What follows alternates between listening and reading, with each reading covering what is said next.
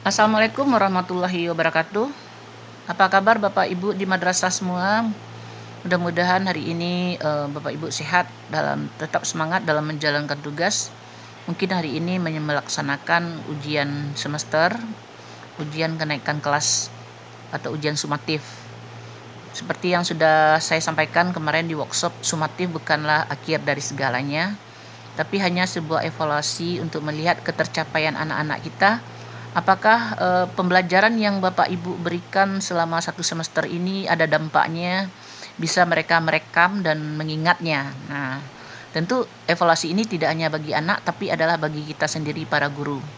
Bahwa tingkat memori anak-anak kita itu sangat tergantung dengan proses pelaksanaan pembelajaran yang sudah Bapak Ibu berikan.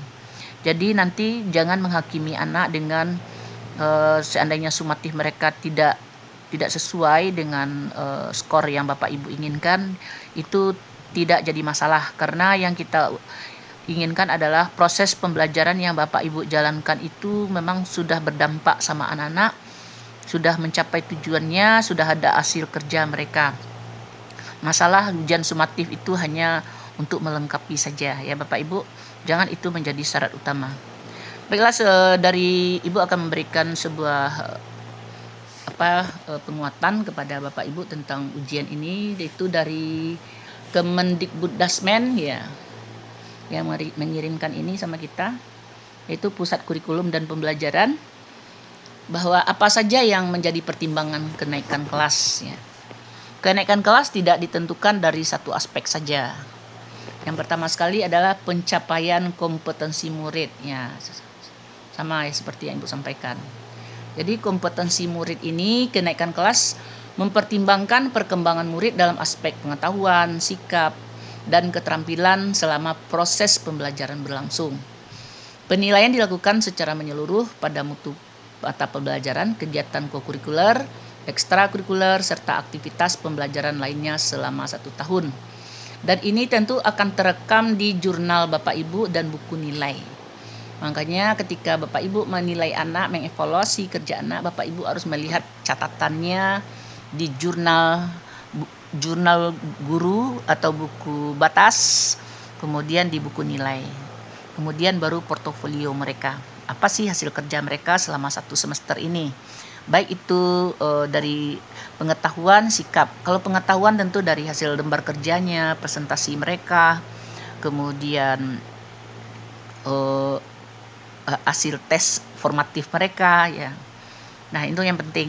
Kalau dari sikap tentu catatan Bapak Ibu di jurnal tersebut, bagaimana mereka waktu bersikap dalam menjalankan pembelajaran, apakah mereka aktif, apakah mereka kreatif, apakah mereka terlambat, apakah mereka tidak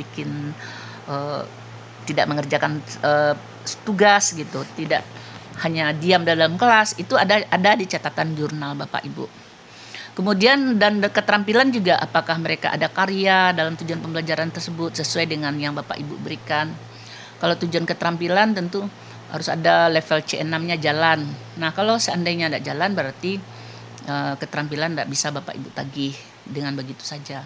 Artinya keterampilan itu bisa jalan kalau Bapak Ibu sudah menjalankan proses level berpikir tersebut dengan merumuskan pembelajaran sampai level 6. Nah, itu pernah sudah saya bimbing juga. Dan itu hasil dari karya dan portofolio mereka di lembar kerja mereka, di hasil membuat create-nya yang diminta dalam apel Ibu itu apa gitu. Dan itu harus ada daftar dan dokumennya serta portofolio mereka. Kemudian penilaian dilakukan secara menyeluruh pada mata pelajaran, kegiatan kokurikuler, ekstrakurikuler, serta aktivitas pembelajaran lainnya selama 1 tahun ajaran. Nah, ya karena ini sudah untuk tahun ajaran ya, 2025-2026. Nah, jadi dari semester 1 sampai semester 2. Ya, inilah waktunya Bapak Ibu mengevaluasi seluruh kerja anak kita. Kemudian yang kedua, baru kehadiran dan partisipasi. Tingkat kehadiran menjadi bagian dari indikator keterlibatan murid dalam pembelajaran. Kehadiran yang konsisten menunjukkan komitmen dalam proses belajar. Seandainya di pencapaian kompetensinya, sikap jangan Ibu sangkut pautkan dengan yang kedua ini. Yang kedua, anak-anak ini mau menunjuk tangan ya, mau presentasi, kemudian semangat dalam belajar. Nah, itu juga tercatat di jurnal Bapak Ibu. Makanya penting Bapak Ibu tuh membuat jurnal guru itu. Di jurnal tersebut tercatat merekam apa-apa yang menjadi aktivitas murid kita. Kemudian yang ketiga, mempertimbangkan proses perkembangan. Perkembangan murid dilihat secara berkelanjutan selama 1 tahun, termasuk upaya perbaikan dan pendampingan yang dilakukan selama proses pembelajaran berlangsung. Jadi selama anak-anak itu mau bekerja sama, mau terlibat, ya berarti mereka punya nilai gitu. Makanya untuk mempertimbangkan kenaikan kelas, Bapak Ibu tidak bisa hanya melihat soal option A, B, C, D yang Bapak Ibu berikan tersebut. Jadi walaupun option nilai sumatifnya rendah, bisa jadi mereka sedang sakit, bisa jadi mereka sedang tidak konsentrasi.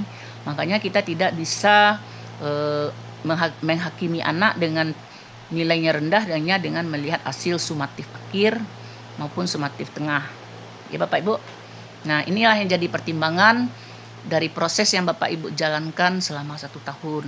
Jadi artinya kalau 1 tahun ini anak itu punya kompetensi, pengetahuan, sikap dan keterampilannya ada, kehadiran dan partisipasinya ada dalam belajar, kemudian proses perkembangannya mungkin kemarin ada perubahan dari hari ke hari, dari waktu ke waktu. Nah, ini sudah menjadi penilaian. Kemudian pendekatan holistik dan menyeluruh. Kenaikan kelas diambil melalui pendekatan holistik dengan mempertimbangkan berbagai aspek secara seimbang agar setiap murid dapat berkembang secara optimal.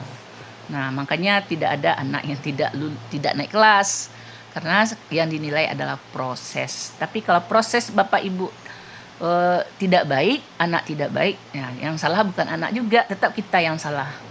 Nah, artinya kepala sekolah memang wanti-wanti semua harus naik kelas. Artinya kalau tidak naik kelas berarti yang dipertanyakan kerja gurunya yang tidak tuntas. Tapi kan banyak kendala Bu, begini begitu. Nah, yang penting itulah tugas kita memproses anak.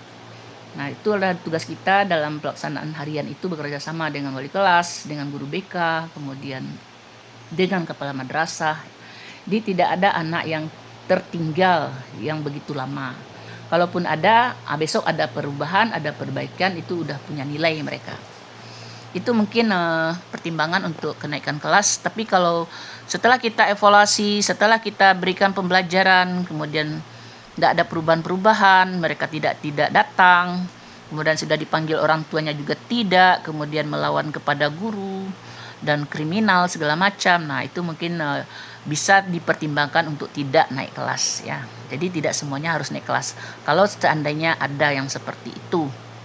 Dan mungkin itu rekomendasi saya dari pengawas tentang pertimbangan kenaikan kelas. Tapi artinya semua proses harus jalan. Karena proses 1 tahun itu tidak sebentar ya. Tapi kalau proses tidak kita lakukan, nah memang kita yang salah. Tapi kalau ada anak seperti yang saya sebutkan tadi, tidak datang, dipanggil orang tuanya juga tidak, kemudian melawan kepada guru, membuat kegaduhan di kelas, hasilnya tidak ada. Nah, apakah kita sudah memproses mereka? Nah, ini pertanyaannya. Kalau sudah proses kita lakukan, tidak juga. Nah, apakah kita sudah komitmen sama orang tuanya? Nah, tugas kita juga kan. Dan apakah orang tuanya sudah tahu konsekuensinya? Kalau sudah tahu, ya silakan ambil keputusan untuk tidak menaikkan anak ini ke kelas. Begitu kira-kira. Jadi mungkin tidak semuanya juga harus naik kelas. Makasih, mohon maaf. Selamat bekerja Bapak Ibu para wali kelas, guru-guru hebat semua dalam mengevaluasi anak kita untuk naik kelas. Mohon maaf, saya sebagai pengawas hanya memberikan penguatan. Assalamualaikum warahmatullahi wabarakatuh.